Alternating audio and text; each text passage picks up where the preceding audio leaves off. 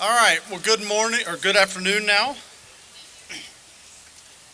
If you'll take your seats, please, we can begin. Welcome, everybody, to our Mother-Son Luncheon. I think I know most of you. I'm Robert Sawyer. There's one person, one mother in the audience to whom I don't have to introduce myself today because she was my babysitter when I was growing up. And the name of that person will not be revealed today. It will remain a secret. Brad Joya usually MCs this event, as I think everyone knows. He is at home right now recovering from his treatments for cancer, and things have gone really well. So please remember to keep him in your thoughts and prayers. Quick overview of our program today. We'll be hearing from a few senior speakers, hearing 2 pieces of music, and recognizing a few faculty members for outstanding service to the school. There are really 2 goals for our event today. The primary goal is mental preparation and planning for the upcoming mother-son dance at project graduation. You should think like the Charleston contest in It's a Wonderful Life without the pool. Sons, you may want to ask your mom about some of her favorite dance moves when she was your age. They might include the running man, the shopping cart, the Carlton, the Tootsie Roll, the Macarena, the sprinkler, the Urkel, and my favorite, the Roger Rabbit. So you can ask her about those on your own time. But it's a good thing to kind of get ourselves psyched up for the big mother-son dance coming up in a few days. Our secondary goal is to enjoy a nice, relaxed time together at the beginning of what will be a decidedly busy week, full of family events, graduation parties, lots and lots and lots of pictures, and plenty of lasts as well.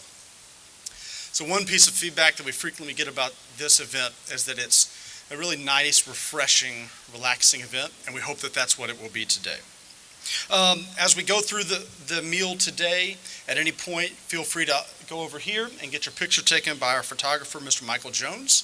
And those pictures will be available. We'll send out the link, but they'll also be available on michaeljonesphotography.com afterwards. And there will also be a photographer walking around sort of taking pictures of folks at the tables. So feel free whenever you need to get up and go get a picture there.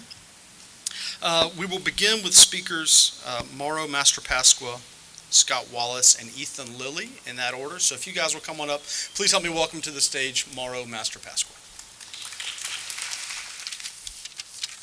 Hello, everyone. Hands, face, teeth, potty, bed.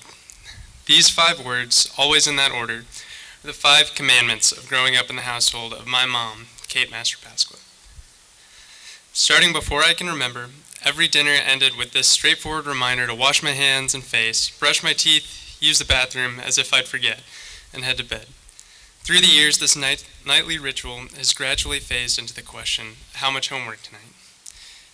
But every once in a while, she still tells me to hands, face, teeth, potty, bed, and I love her for that. If you know my mother, you know that she loves having a solid routine. Another testament to her detail-oriented nature is her leadership as a crew mom for the past 4 years. Non-rowers may not be familiar with the amount of work and planning it requires to be a crew mom, but the team could genuinely not function without her. Along with Miss Vaughn and the other moms, my mother has taken care of all of the Costco runs, gear transportation, and parent tent setup for every regatta I've raced. Much of the team's recent growth can be attributed to the arrival of Coach Kessler, but yet a large portion of it is due to the strong parent interest the crew moms have cultivated over the years. Because of my mom, every rower and spectator has a meal on race day, as well as a fun environment to watch the races. The whole parent scene is huge for recruiting, especially for a sport that outsiders typically don't know much about. So her role on the team is vital. Every medal I've ever earned, I owe to my mom, because without her, none of our regattas would have been able to function, and I would not have begun the sport back in 7th grade. The support my mom gives to the entire team is comparable to her endless love for my family. As many of you know, my sister Hope has been dealing with breast cancer. In Hope's now 5-year battle, my mom has been Hope's main support system. My mom is always prepared to, and never afraid to, drop everything for Hope. For a large portion of Hope's journey, she and her husband have lived at home with us so that Hope could be treated at Vanderbilt. but also so my mom could constantly take care of her. Upon Hope's diagnosis, my selfless mother put her life on hold to take on the full-time job of caring for Hope. This round-the-clock care included preparing her room, making all of her meals, and taking her to treatments, all on top of coping with this emotional roller coaster. Even though Hope is no longer being treated in Nashville, my mom still talks to her daily and sometimes for hours if she's having a tough day. Possibly the most amazing aspect of my mother is the way that she handles the stress Hope's illness has put on our family. I don't know how she does it. She gives Hope her undivided attention and complete care, while never having missed a regatta or recital of mine. She has undergone an unfair amount of emotional toil, and done so while always keeping her cool. Mom, you're by far the strongest person I know. I'm going to miss you so much next year. I love you, Mom. Yep.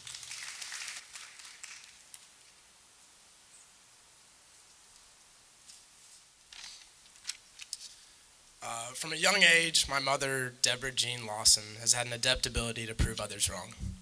Having grown up in an impoverished environment where chances to succeed were slim, my mother worked several jobs as a teenager and was awarded countless college scholarships in order to make her attendance at UVA affordable.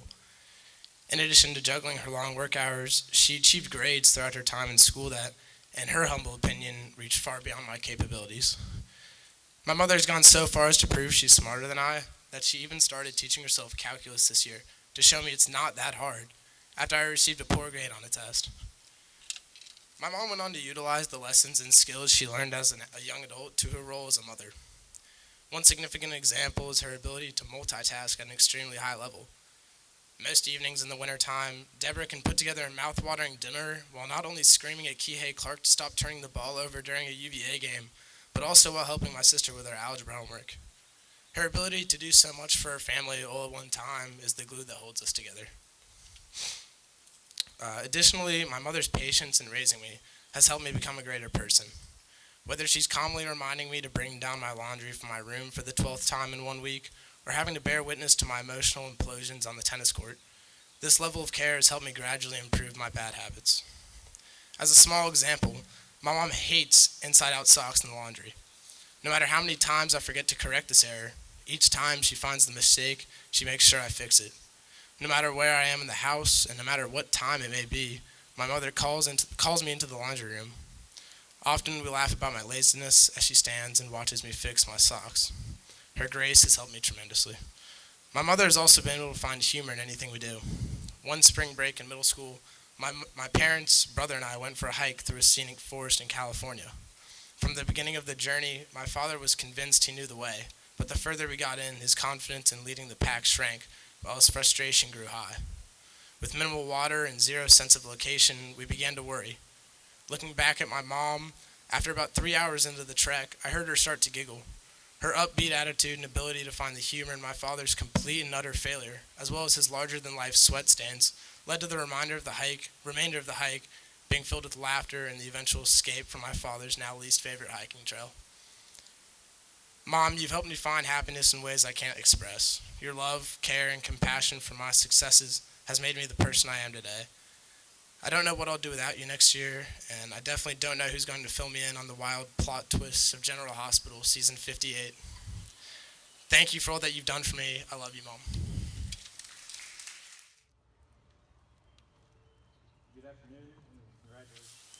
Good afternoon and congratulations everyone. I am grateful for the opportunity to speak to you all and give credit to my mother.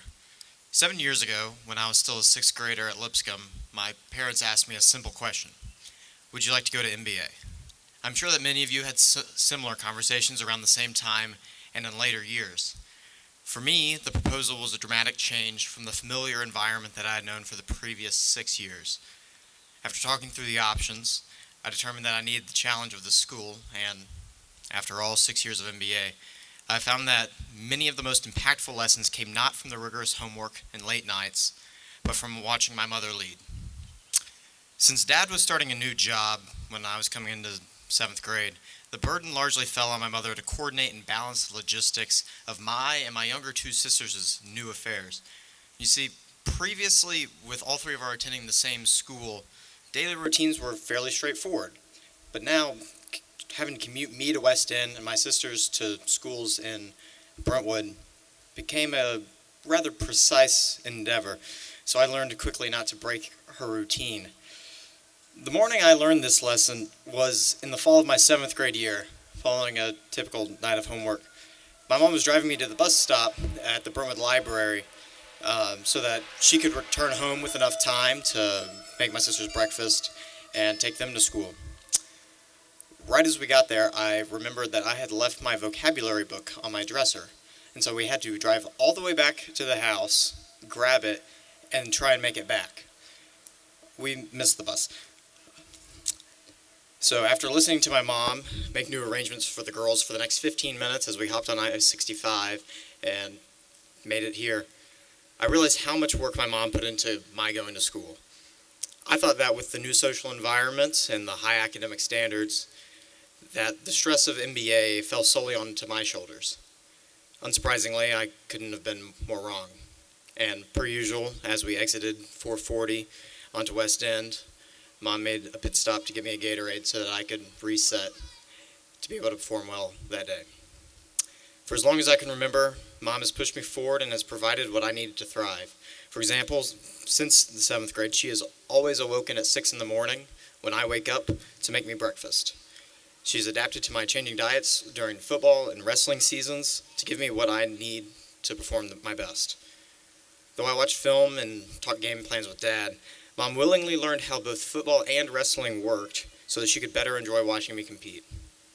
After every victory, she was there to give me a hug and celebrate with me. After every loss, Mom comforted me and, more importantly, helped me to understand that there was always something for me to improve. Standing here today, I am confident that I made the right decision by coming here, but I know that I would not have succeeded without the dedication of my mother. Thank you, Mom, for your constant support of, large investments in, and lasting love of me. I would not be the young man I am today without you. Love you, Mom.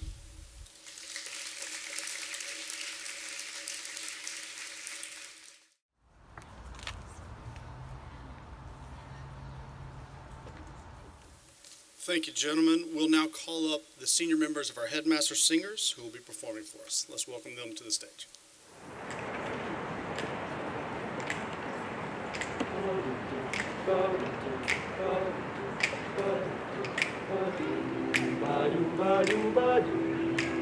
I've got sunshine on a cloudy day. It's cold outside. I've got the month of May. I guess you'll say, what can make me feel this way? My girl, my girl, my girl. Talk about my girl, my girl. I've got so much honey.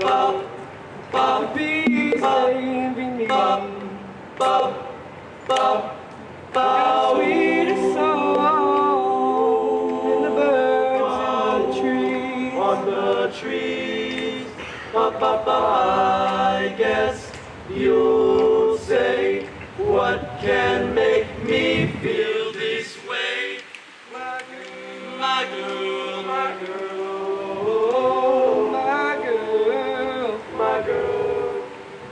I don't need no money, fortune or fame, no. I've got all the riches, baby, one man can't bring. I guess you'll say, what can make me feel this way? My girl, my girl, my girl. Talking about my girl. Talking about my girl.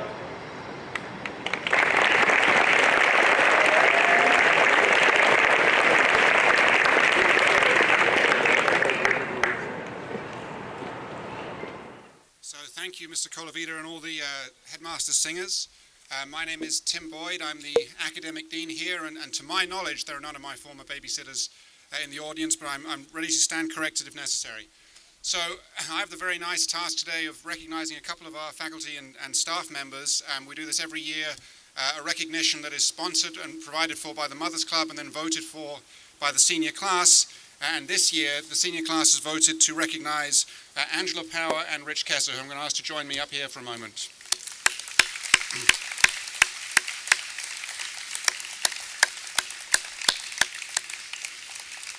So Angela has run our high school office for 23 years now, a role that has required her to be firm but fair throughout. It's a somewhat challenging position because with the number of complications that can impact a young man's arrival on campus, she has to be flexible and understanding for the range of things that could happen. She also needs to have a nose for a certain natural fertilizer that is often on a beef farm. It would be too crude to mention it directly, but you have to know when that's happening as well. So she has cultivated a reputation, according to one student, as being the, quote, nicest mean person on campus.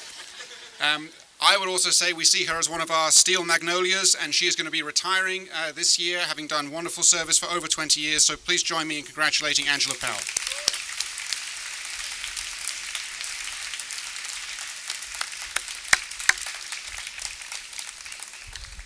And secondly, we're going to recognize Mr. Kessler. Mr. Kessler's been here for 5 years now. This is his 5th year at MBA.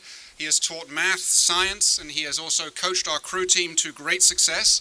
He is sometimes an unassuming or maybe low-key kind of person, but is a great teacher, a great coach, and a great mentor. And I cannot stress how many times when a kid on the crew team has needed some help, whether it's with academics, athletics, or just life in general, how often he is there for them, how often he has helped them turn things around or find a better way forward. So we are very, very grateful to have him here. All the crew team will know this as well. He, if you like, has helped to teach them how to use their oars properly, and they are in return in awe of him. So please join me in congratulating Mr. Kessler.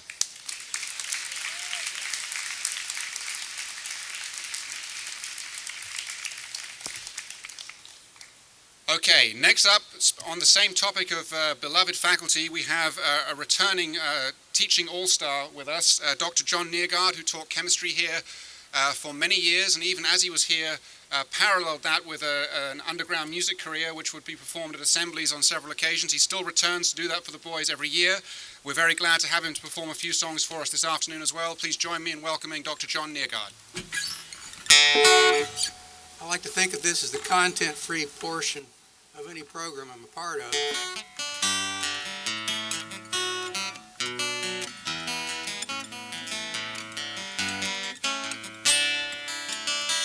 She loves to talk, she loves to talk, she loves to talk, she loves to talk, and I love to listen.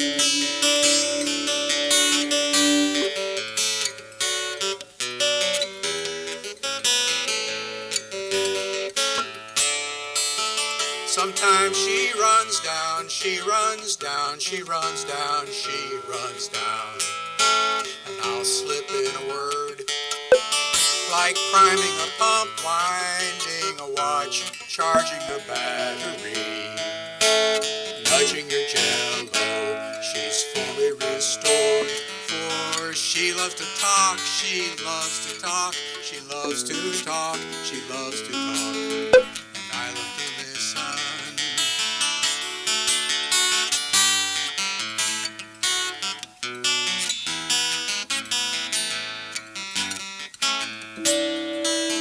Sometimes I worry that I am not holding up my end of the conversation.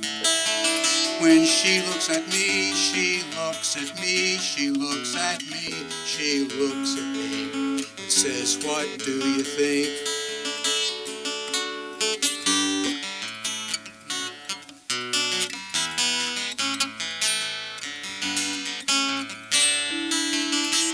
I've got squirrels in the attic, I don't know what to do. Do you think it's a problem?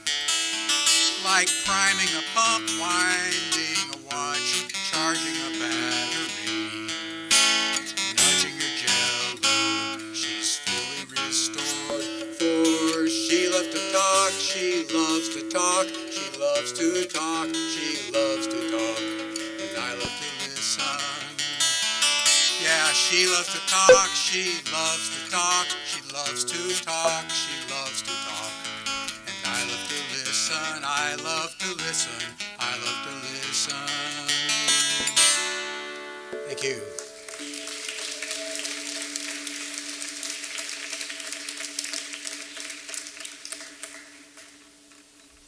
This is actually the truth. I was on the phone last night with a woman that's no longer young, but I knew her when she was young.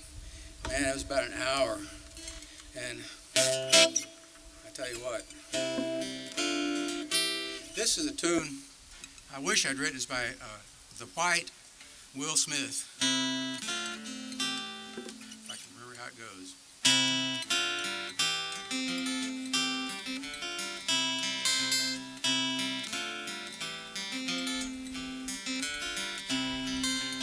I had a hammer and a bunch of... Nope, that's not how it goes.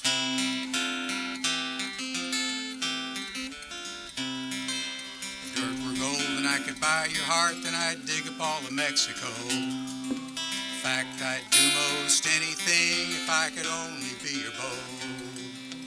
Hey, diddle, diddle, the cat and the fiddle and the moonlight in your eyes drives me wild.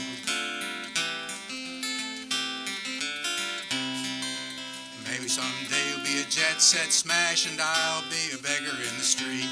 Would you pass me by in your dress so fine, or would you donate a donut for me to eat? Mary, Mary, quite contrary, won't you let me be your loving man?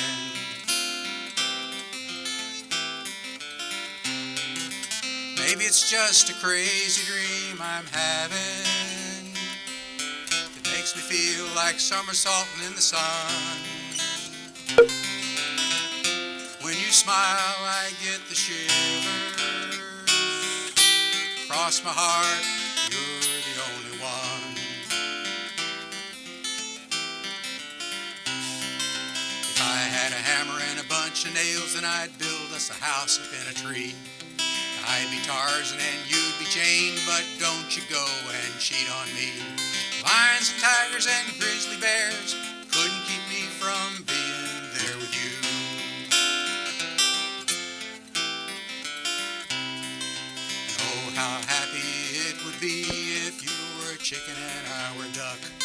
Every morning at the break of day, well, I could quack and you could cluck. Little boy blue, come blow his horn, but I'd rather be behind the barn kissing you.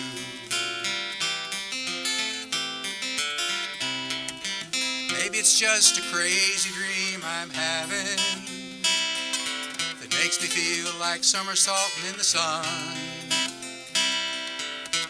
When you smile, I get the shivers. Cross my heart, you're the only one. If dirt were gold and I could buy your heart, then I'd dig up all of Mexico. In fact, I'd do most anything if I could only be your beau. Ding dong, the witch is dead, so let the word be spread that I love you.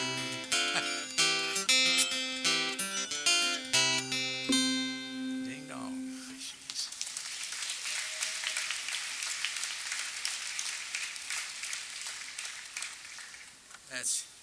That's kind of serendipity, I think. I think I remember what that means, serendipity. I've always enjoyed this, and it used to be a lot longer, but I finally realized that 3 songs is about the right number for me. Well, at least for you. So, let me add my congratulations to you guys. You know, you've been through it, and you've come out the other end successfully, everyone here. So. It's called, I wrote this with a dead poet without his estate's permission. The dead poet is A.A. Milne, and the poem is Spring Morn. The tune is mine, or at least I think it is.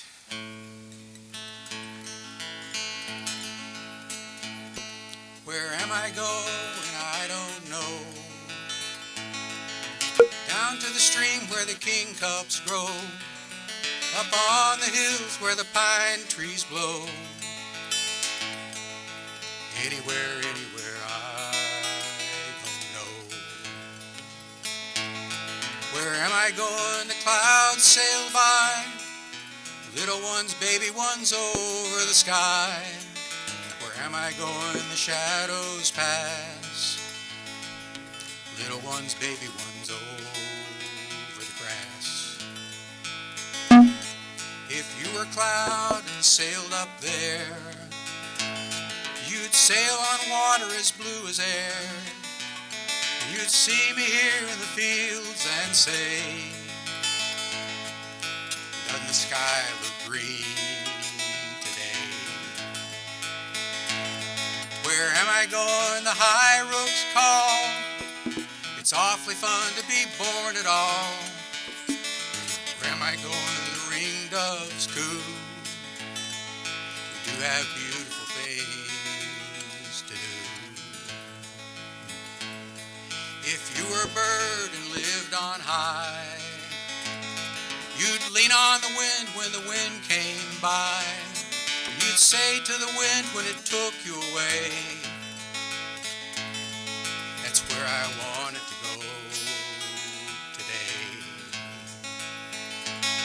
Where am I going? I don't quite know. What does it matter where people go? Down to the woods where the bluebells grow. Anywhere, anywhere, I don't know.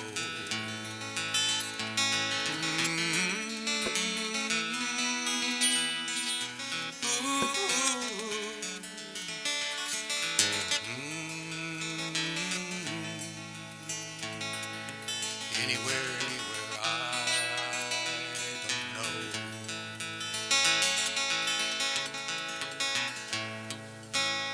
Thank you.